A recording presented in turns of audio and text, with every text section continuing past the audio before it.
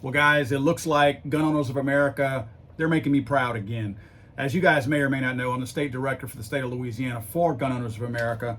And this is another reason why I'm happy to be working directly with them and to be able to support them and get behind them. They are actually filing suit over New York's latest gun laws. GOA is filing this lawsuit in response to New York's latest infringements on the Second Amendment as a result of the Supreme Court's ruling in Bruen. The lawsuit essentially accuses lawmakers in New York of ignoring the court's decision in Bruen, flouting the people's right to keep and bear arms, and in fact creating a far more onerous and restrictive concealed carry scheme even than that which existed prior to the Bruen decision. And it absolutely does.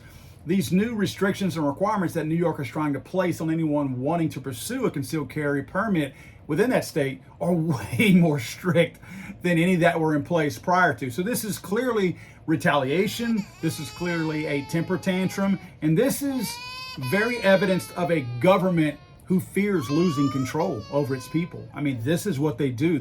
They're hoping that they can implement such strict penalties and restrictions that essentially pro-gun people back off completely and don't push anymore. They're not going to get that with GOA. GOA is not built like that. This is just the beginning of what GOA is going to do in the state of New York. Among the objections listed in the lawsuit are New York's good moral character standard, which, as attorney Steven Stambula points out, is just as subjective and arbitrary as the justifiable need provision that was ruled unconstitutional by the Supreme Court. If you guys haven't heard by now, New York is essentially requiring character references along with infringements on your own privacy, essentially, and some of your First Amendment rights. In other words, they're actually going to require the ability to go back and utilize and look at your social media posts over the last several years.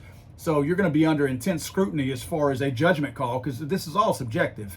I can look at anybody's Facebook post and say, okay, well, that's not good. What if somebody were joking with a friend that hit them in the face with a pie and they said, I'm going to kill you? Okay, we know what context that was, but when somebody says, oh, on November 3rd of 2018, Paul said he was going to kill Jeff.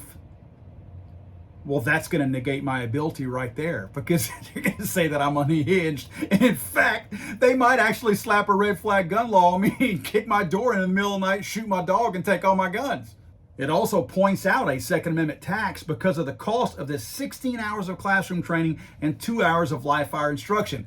Guys, this is not going to be free classroom training, 16 hours, and the 2 hours of live fire. Okay, I know, and I'm not trying to conflate this like they will, but I know it's not 2 hours of steady shooting. But even if you're doing moderate shooting in 2 hours, it's going to cost a little bit of ammunition. So you're going to pay for that 2 hours of training. You're going to pay for that 2 hours of range time, plus you're going to pay for that ammunition. One thing I'd like to know is, if you're not allowed to have a firearm in New York until after you've received all this training, how can you legally possess one during your training? If you guys would like a discount on your Gun Owners of America annual membership, simply go to this link in the description down below and you're going to get $5 off your annual subscription rate, courtesy of Legally Armed America.